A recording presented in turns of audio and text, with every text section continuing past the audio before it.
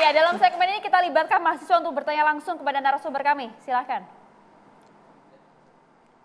Oke, baik, terima kasih banyak untuk para narasumber yang luar biasa untuk materi kita malam hari ini.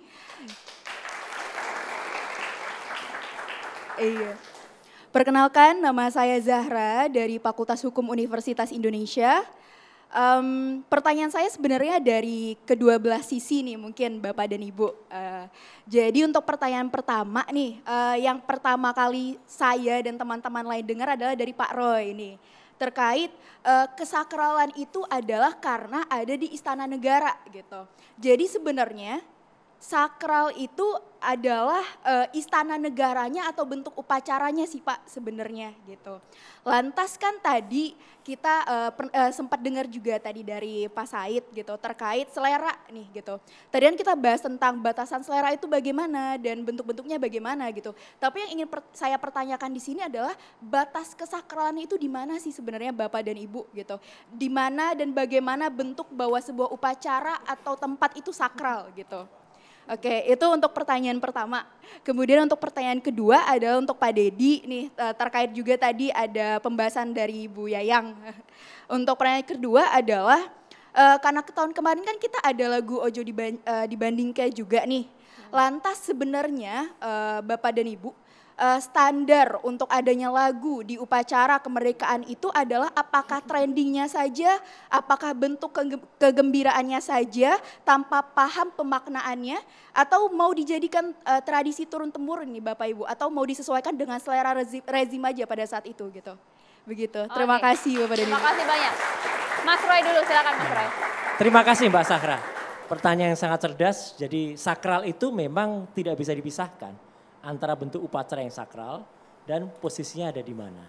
Jadi kita bisa lihat bahwa memang upacara peringatan detik-detik proklamasi 17 Agustus dimanapun harus dilaksanakan secara sakral. Ada juga rundown atau katakanlah ada juga paduannya, misalnya harus dimulai dengan doa, kemudian pengibaran sampai dengan jam 10 dimanapun, di jalan pun kita waktu itu juga mesti berhenti menghormat. Mesti berhenti untuk menundukkan kepala. Sakral juga di situ. Tapi ini di Istana Negara memang biasanya diselenggarakan. Perkara apakah itu memang tadi dikatakan Pak Saididu ada perbedaan antara tahun ke tahun. Ya tapi memang ada pemisahannya antara kalau itu acara yang sakralnya, acara intinya dengan acara hiburannya. Jadi kalau pinjam istilah teman-teman yang lain mungkin ya ini merdeka. Tapi tidak merdeka semerdeka sekali gitu loh. Tidak kemudian seenaknya sendiri. Jadi saya tetap melihat tolong jaga kesakralan ini, tolong jaga kekhidmatan ini, tolong pilih juga inti atau lagunya yang mau dipilih seperti apa. Tidak asal memilih dan kemudian hanya lihat liriknya, lihat goyangnya saja. Tidak, semua itu terkait kepada intinya. Kalau intinya salah juga salah. Perbedaan dengan tahun lalu pun juga ada. Tahun lalu masih agak malu-malu, tahun lalu panggung itu masih tidak di tengah. Kali ini panggungnya sudah ada di tengah.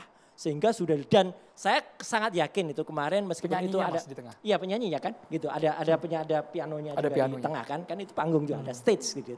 Nah artinya apa? Artinya memang itu sudah disetting, mungkin tahun depan, saya nggak tahu bentuknya, katanya mau jadi di IKN ya perayaannya. Jadi apa enggak, walau alam ya kan gitu. Tapi artinya apakah akan beda lagi? Ya mungkin karena itu beda dengan puluhan tahun yang lalu, mungkin bisa beda lagi karena itu terkait selera juga. Tapi saya tetap menjaga, insya Allah masih ada orang-orang di Republik Indonesia ini yang tetap menjaga kesakralan 17 Agustus itu. Masih ada. Bang Deddy. Ya kesakralan. Kadang kan kita terlalu bombastis juga menurut saya. Apa yang sakral di sana? Yang sakral di sana adalah kekhidmatan prosesi seremoni perayaan 17 Agustus. Yang standarnya SOP-nya sudah ditetapkan oleh Sekretariat Negara. That's it. Tidak ada masalah dengan itu, sudah selesai. Kalau pas ada acara, pas orang bawa bendera terus ada yang joget-joget, itu kurang ajar.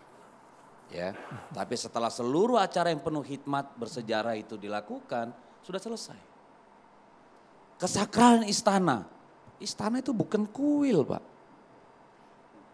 Bukan. Istana itu tempat tinggal presiden. Kalau di dalam istana nggak ada acara apa-apa, tiba-tiba orang berjoget-joget sesuka hatinya mungkin aneh. Tapi bahkan istana pun selalu mengundang penyanyi seperti Mbak Deno Warisman dari presiden ke presiden. Dari mulai era Bung Karno sampai hari ini, istana itu orang bernyanyi, berjoget layaknya rumah biasa. Apa yang salah dengan rakyat se-Indonesia bernyanyi dengan seluruh pemimpin republik ini di halaman istana? Kesakralan apa yang hilang? Apakah kemudian istana itu menjadi tempat orang jualan kaki lima? Apakah kemudian orang menjadi malu punya istana negara karena rakyat di sana bergembira sama pemimpinnya? Yang benar aja dong. Latar belakang pemilihan lagu tadi. Nah, ya itu dulu, ini bicara sakral juga penting. Soal lagu. Saya tidak mendengar, ya. Saya bukan tadi bermaksud bahwa kata-kata itu tidak penting. Ya. Penting. Kalau lagu itu lagu yang aneh-aneh, melewati batas etika, melewati kepantasan, sudah tentu nggak boleh dong. Tapi cinta itu bagian tak terpisahkan dari manusia. Rasa sakit juga bagian dari perasaan manusia, apa yang salah? Iya kan? Kalau menurut saya, ya ojo dibanding ke, itu kan lagu cinta. Itu perasaan patah hati, tapi bisa gembira, apa salahnya kalau menurut saya? Pantas tidaknya itu tentu banyak norma-norma, etika, kepantasan, itulah batasan. Bahkan lagu patah hati seperti apa tadi judulnya Rungkat bisa dinyanyikan dengan penuh kegembiraan. Karena sejatinya itu adalah persoalan kegembiraan. Bukan soal orang yang patah hati. Dan kata-kata yang ada di sana memang sudah diperiksa dengan baik, ada batasannya. Makanya saya bilang coba putar tadi lagunya. Adakah yang tidak pantas di situ? Jangan ditarik kemana-mana, sejarahnya, latar belakangnya. Masya Allah mau gembira aja ribet banget sih kalian. Bang Said. Terima kasih pertanyaannya. Jadi begini, ada batasan yang tidak boleh selera masuk. Contoh sajalah, tidak boleh selera dosen masuk kepada ruang kuliah. Umpamanya selera dosennya mau pakai jilbab semua, maka seluruh pakai jilbab. Itu kan ada batasannya, ya kan? Jadi apalagi istana, itu maksud saya. Jadi itu kenapa saya katakan ada standar minimum pengelolaan milik negara atau lembaga negara atau acara negara. Jangan dibebaskan selera menguasai seluruh acara itu. Itu maksud saya. Jadi selera itu apabila Anda sudah menjadi pejabat publik, maka selera pribadi Anda harus Anda buang. Harus mengikuti ini publik. Gitu loh maksud saya. Jadi saya tidak ingin sama sekali bahwa nanti negara ini diwarnai oleh selera, bukan Agar tidak standar-standar. beda rezim kemudian beda Ya, acara. itulah masalahnya pejabat publik. Pada saat Anda pejabat publik, maka selera Anda sebagai pribadi harus Anda buang. Itu maksud saya. Jadi saya tidak memperdapatkan ini karena selama tidak melanggar, tapi jangan sampai nanti standar-standar kenegaraan hilang karena terhapus oleh selera. Oke. Gitu aja. Makasih. Bunda Yayang? Saya rasa ini bukan masalah selera ya. Apalagi kalau mau ditujukan kepada seleranya presiden. Kalau kenal presiden seleranya rock gitu kan. Nah yang metal. Nah yang ini adalah memang dangdut yang adalah lagu rakyat Indonesia. Dari Melayu sampai ke dangdut. Itulah Indonesia. Itulah. Jadi pas betul. Mas Nusron? Mas Nusron. Kirain tadi balik kertas lihat lirik lagu tadi Mas. Kirain mau nyanyi tadi. Kirain lihat lirik lagu yang beda. Ya, jadi begini ya, Pak Kani malah. Pak Said Didu. Di dalam pengelolaan negara itu, kalau mengambil kebijakan tidak boleh memang pakai selera. Tapi kalau penampilan tidak bisa lepas dengan selera. Milih baju itu selera. Apa seorang presiden harus pakai batik atau pakai jas atau pakai baju putih, itu selera. Apa kemudian kalau tiba-tiba presiden pakai sarung dianggap dia tidak presiden? Atau dia tidak sakral? Ini selera kalau soal itu. Tapi kalau mengambil kebijakan memang nggak boleh selera. Dan saya kira masalah lagu ini bukan kebijakan. Lagu ini adalah masalah kepentingan komunikasi publik. Tadi saya setuju ya sampaikan oleh Mbak Neno. Masalah pesan. Nah di dalam lagu itu selain ada unsur kata-kata, tadi kata-kata cinta, putus cinta, dimensi kemanusiaan, ada nada. Dan nada lagu ini adalah nada tentang kegembiraan. Nah pesan itu yang disampaikan pada publik seantara Indonesia, ini loh saat Indonesia kita hari ini bergembira menikmati 78 tahun merdeka. Ketika Presiden Jokowi atau Presiden siapapun, Pak Said Didu, menjamu tamu-tamu negara, jamuan makanannya pun itu selera. Ya. Pak Nusron, saya katakan tadi, kalau Said Didu ini jadi presiden, apakah pantas saya, karena pribadian saya biasa celana pendek, menerima tamu dengan bercelana pendek? Enggak pantas. Itu maksudnya kesenangan pribadi kita harus buang di saat kita menjadi pengelola negara. Jangan karena senangnya pakai celana pendek menerima tamu negara pun celana pendek. Itu maksud saya. Jadi pada saat Anda, bukan. Jadi tadi kan seakan-akan. Kepantasan, etika, fakta. Betul, betul. Itu saya katakan. Saya berharap seluruh pengelola negara pada saat menjadi pejabat negara, buang sejauh-jauhnya masalah pribadi dan perbanyak sebagai pejabat negara. Baik. Itu Bunda Neno singkat. Ya? Bunda Neno Silakan singkat. Bunda Neno singkat. Saya ingin kembali aja kepada yang pertama yaitu tema, message apa yang mau disampaikan. Sebab istana adalah kebanggaan seluruh rakyat Indonesia. Maka kita harus betul-betul memikirkan ke depan sekali lagi bagaimana seluruh komponen dan anasir dari sebuah perayaan yang terhebat, mengingat seluruh pahlawan dan mengingat kecintaan kepada rakyat itu dibentuk oleh banyak sekali anasir. Ada panggung, ada ini, ada semuanya ada. Termasuk di dalamnya ada message yang paling baik, yang terbaik untuk seluruh masyarakat Indonesia dan dipahami dan diterima secara lengkap, tidak parsial. Saya kira itu yang paling penting yang harus kita cita-citakan ke depan. Catatan Demokrasi akan kembali untuk Anda sesaat lagi pemirsa.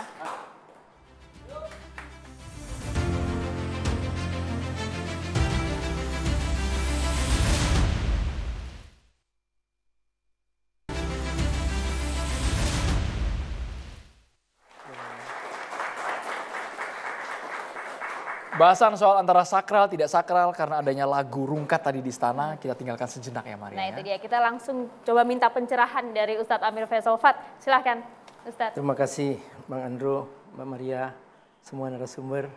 Assalamualaikum warahmatullahi wabarakatuh. Alhamdulillah wassalatu wassalamu ala Rasulillah wa ala alihi wa sahbihi mawala. Rasulullah SAW selalu mengingatkan sebuah unsur penting dalam jiwa kita yang disebut dengan hati nurani. Inilah yang oleh Allah disebutkan sebagai cara kita mengukur kebenaran dalam kita bersikap.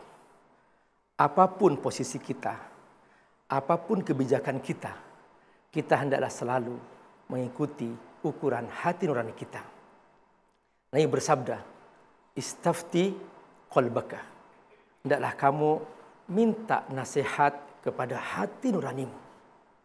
Kalau hati nuranimu tidak setuju, jangan kerjakan. Kalau hati nuranimu setuju, silahkan kau kerjakan. Karena tidak mungkin hati nurani menyimpang. Kata Nabi, walau aftakan nas. Sekalipun semua fatwa, semua nasihat mengatakan kerjakan ini, kerjakan itu. Tapi ketika hati nuranimu tidak setuju, maka jangan kamu kerjakan. Inilah ukuran yang paling menentukan dalam setiap kita melakukan suatu sikap. Bahwa ketika sebuah sikap tidak sesuai dengan hati nurani, maka dia akan menimbulkan kontroversi. Disinilah pemirsa rahmatullah, Nabi memberikan sebuah penegasan bahwa ala inna fil jasadi mudghah. Ketahuilah bahwa dalam dirimu ada sekerat daging. Idza saluhat saluhal jasadu kullu. Ketika sekerat daging itu baik, dia lembut, maka semua tubuhnya, cara berfikirnya, cara bersikapnya dia akan baik. Wa idza fasadat fasadat jasadu kullu. Tapi ketika hati nurani itu rusak dan dia tidak jujur, maka seluruh apa yang dia sampaikan, kebijakan, pemikiran akan rusak. Suatu hari Rasulullah SAW didatangi oleh salah seorang. Dia berkata, wahai Rasul, izinkan aku masuk Islam. Tapi izinkan aku berzina. Nabi berkata, kamu mau berzina? Iya.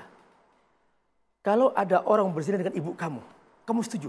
Tidak, aku bunuh orang itu. Berzina dengan putri kamu, aku bunuh orang itu.